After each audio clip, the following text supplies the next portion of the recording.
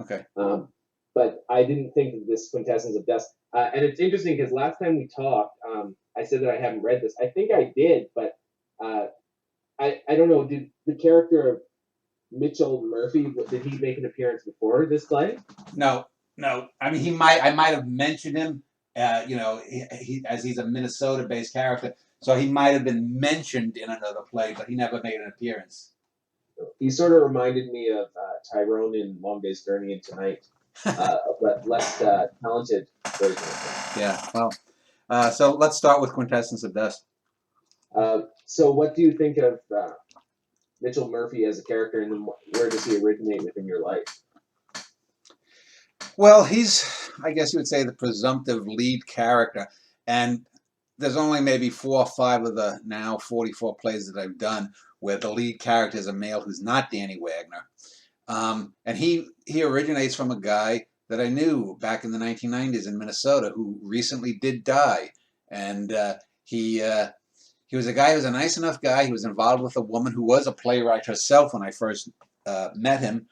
And then it turned out that he did have a daughter, a niece rather, that I worked with at one of my jobs back there. They had the same last name, but you know, it was a common name. It's not really Murphy, but another common name similar to it.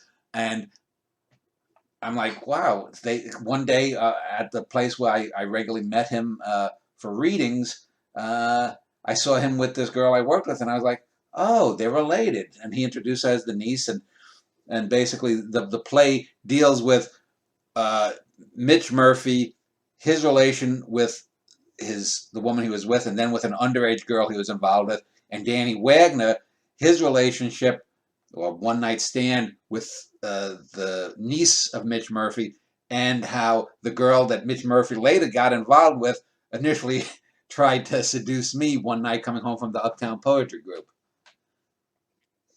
And he's sort of a lascivious character in that he has this incestual attraction towards his niece, correct? Yeah, he had that kind of Trump kind of thing where, you know, he would make comments about how good looking she was there and whatnot. So I only saw them together one night, but he made about maybe 3, 4, 5 comments like that, and so I carried it over that this must have been a recurring thing between them.